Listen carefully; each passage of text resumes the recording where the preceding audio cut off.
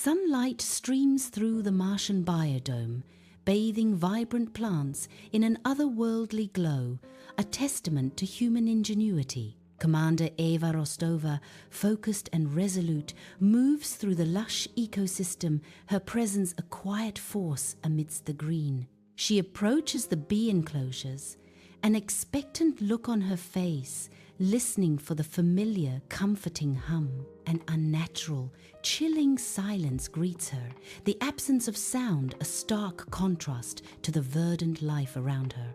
Her brow furrows with growing concern as she sees empty frames, a silent, unsettling void where life once thrived. Ava sits bathed in the cool blue glow of multiple screens, data streaming in a dizzying array of numbers and graphs. Her comms unit crackles, spitting out increasingly frantic reports that pierce the Martian silence. A cold dread, slow and insidious, begins to settle in her stomach as the reports continue. The silence outside the biodome amplifies the growing global catastrophe, a crushing weight. A voice from the comms unit shrieks with raw terror. "Every bee, everywhere, gone!" Eva's face tightens, the blue light reflecting the horror of a world irrevocably changed.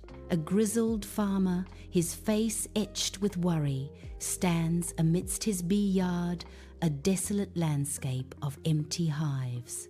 His calloused hands, usually busy, hang limp at his sides, reflecting the weight of his despair.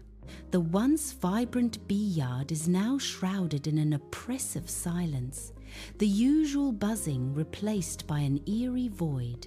Martha, the farmer's wife, watches him from the porch, her face a canvas of bewilderment and growing fear. Her gaze lingers on his defeated posture, the unspoken questions hanging heavy in the air between them. The empty hives stand as stark monuments to a vanished life, a silent testament to an unknown dread. News alerts flash across screens, a chaotic mosaic of urgent headlines and dire warnings. In an airport lounge, a TV blares, its harsh light illuminating the faces of stunned travelers. Digital billboards loom over bustling cities, screaming "Global bee disappearance" and "Echo disaster looms." A collective gasp echoes across continents, the initial shock of the news palpable and chilling. Under a clear sky, a vast almond orchard stretches, heavy with delicate blossoms, a breathtaking but silent spectacle. The air hangs still and heavy, an unnatural quiet permeating the rows of blooming trees, devoid of the usual buzzing life. The beautiful blossoms remain unpollinated, a sterile display of nature's promise unfulfilled, hinting at a deeper crisis. Each perfect flower, though vibrant, holds a tragic stillness, a testament to the missing hum of vital activity. Suddenly, a single withered blossom detaches itself, spiraling slowly through the still air. It lands softly on the dry earth, a grim harbinger of decay in the midst of overwhelming beauty. The apple orchard, once vibrant with life, now stands in an eerie silence, the air heavy with unspoken dread. Rows of apple trees stretch into the distance, their branches laden with pristine but lifeless, unpollinated blossoms. A young farm worker, his brow furrowed with a mix of frustration and despair, meticulously tends to a single flower. With a delicate brush, he attempts to manually pollinate the blossom, a futile gesture against the overwhelming odds. His painstaking effort is a testament to his resolve, yet it's a whisper against the roaring silence of the dying orchard. The pristine petals of the unpollinated flowers glisten, a heartbreaking symbol of nature's delicate balance disrupted. In a news studio, a television screen flickers, illuminating the tense faces of two pundits. Their voices, shrill and overlapping, create a cacophony as they passionately debate the latest crisis. One pundit shouts, "Climate change!" his face contorted with urgency. Another counters with a vehement, "Pesticides!" his voice sharp with conviction. A third interjects, "Bioweapons!" adding to the chaotic chorus of panicked voices. Their frantic debate offers no solutions, only amplifying the world's growing anxiety. A lone shopper pushes a desolate, empty cart down a supermarket aisle, the silence echoing the scarcity. The fruit and vegetable sections are starkly bare, shelves and bins conspicuously empty, a chilling testament to lack. Haphazardly taped signs proclaim limit one per customer, stark warnings in a desperate landscape. The vibrant hues of fresh produce are replaced by unsettling, stark gaps, a visual void of what once was. The shopper's empty cart rolls on, a symbol of the unsettling scarcity that grips the once abundant aisles. Workers move with heavy hearts through the vast coffee plantation, their concern a palpable weight in the air. They inspect the struggling plants, once lush green leaves now faded, bearing sparse, underdeveloped berries. A profound silence hangs heavy, broken only by the gentle rustling of leaves, a whisper of impending loss. The distant, mournful cry of a bird echoes, a lonely lament in the vast, troubled plantation. World leaders gather around a polished table, their faces etched with grim concern. Their postures are tense, a silent testament to the weighty crisis looming over them. A large screen behind them blazes with alarming graphs depicting plummeting crop yields. The stark visuals amplify the gravity of their situation, showing soaring global food prices. The air crackles with thinly veiled panic as concern morphs into desperate fear among the powerful. A family of 4 sits at a dinner table, plates holding meager portions, a stark silence replacing their usual boisterous chatter. John, the father, stares at the empty bread basket, his brow furrowed with a worry that casts a long shadow. The children eat in unusual silence, the weight of rising food prices palpable in the room, their small faces etched with unspoken understanding. The quiet clinking of cutlery on plates echoes the scarcity, each bite a reminder of their struggle. A heavy atmosphere hangs over the family kitchen, a silent testament to the invisible burden they all share. A desolate silence hangs heavy over the port docks, a world on pause. Massive shipping containers, once vibrant with commerce, now sit idle, stacked in silent testament. Towering cranes, usually a flurry of activity, stand frozen against the sky. The air is still, the only movement the gentle sway of moored ships, reflecting muted daylight. This place, once a bustling artery of global trade, is now a stark symbol of economic paralysis, a consequence of tightened import restrictions and fractured international commerce. 3 months later, the once bustling supermarket is a haunting ghost town, its aisles stretching into an oppressive emptiness. Shelves stand stripped bare, stark monuments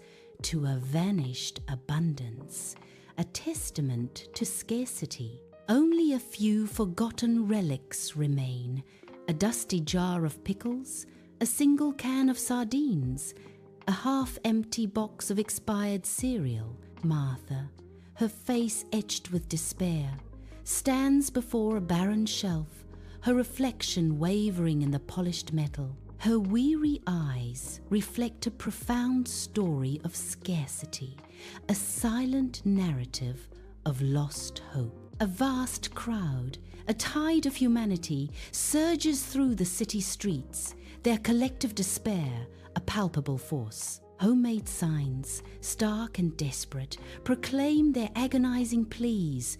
We want food, and where are the bees? Faces etched with the ravages of hunger, gaunt and weary, reflect a profound and shared suffering. Hoarse voices roar from shouting, echo through the air, a desperate chorus of despair and indignation. Another sign, held aloft, demands answers. Who is to blame? Its message a burning question in the volatile air. An undeniable civil unrest simmers beneath the surface, a volatile tension threatening to erupt into chaos. Under a relentless sun, once fertile farmlands now lie abandoned, the soil cracked and parched. Dead crops stand like skeletal remains, their forms twisted and brittle against the desolate sky. The wind whips up dust, creating a haunting, apocalyptic landscape stretching to the horizon. The profound silence is broken only by the mournful, eerie whistle of the wind, a lonely lament. A close-up reveals the deep, unforgiving cracks in the earth, a testament to the land's suffering. A wide shot emphasizes the vast, empty expanse, the skeletal crops fading into the dusty, sun-baked distance. Inside a dim livestock barn, a few emaciated animals stand listlessly, their ribs starkly visible beneath dull coats. Their eyes, once bright, now hold a vacant, hollow stare, reflecting untold suffering. Empty feed troughs line the barn, a grim testament to the scarcity that grips this place. A farmer walks among the silent, suffering creatures, his head bowed low in profound despair. The weight of their suffering presses heavily upon his shoulders, a burden he carries with every weary step. He moves like a ghost among the living, his spirit as empty as the troughs before him. A stark government rationing centre, where a silent, endless line of people snakes through the oppressive space. Each person clutches a worn ration card, a symbol of their quiet resignation in this new, grim reality. The air is heavy, thick with the weight of unspoken tension and the collective burden of scarcity. A stern-faced official, devoid of any warmth, dispenses meager portions with chilling efficiency. Pre-packaged food items are handed over, a stark reminder of the world they now inhabit. This grim ritual, once unimaginable, has now settled into the chilling normalcy of their daily lives. Inside the Martian biodome, Eva walks among plants that, though green, show a silent struggle against an unseen foe. Once vibrant flowers now droop, their petals wilting, a clear sign of their unpollinated fate. Eva reaches out, her fingers gently brushing a struggling plant, a tender touch of shared vulnerability. Her expression is a quiet blend of sorrow and understanding, reflecting the biodome's fading dream. The biodome, once a testament to human ingenuity, now feels like a fragile, isolated bubble, a silent elegy. The air hangs heavy with the unspoken truth of life's delicate balance, even on an alien world. From high above, Earth spins, a once vibrant jewel now shrouded in a pall of desolation. Its cities dim and forlorn. Vast stretches of land, once green, now lie barren and brown, scarred by drought and neglect. The intricate web of global supply chains, once a lifeline, now appears as broken, tangled strand. The planet itself seems to mourn, a somber canvas of despair, silently reflecting its profound sorrow. As the sun bleeds into the desolate horizon, it paints long, skeletal shadows across a barren, cracked land. A biting wind, a mournful whisper, carries fine dust across the desolate landscape. The world, choked by its own making, lies silent and still under the dying light. A profound silence, a heavy blanket, smothers any hint of life, a chilling testament. The quiet began with their absence. A world without the irreplaceable bee now consumes everything. The wind howls a lament over the desolate land, a stark reminder of what once was.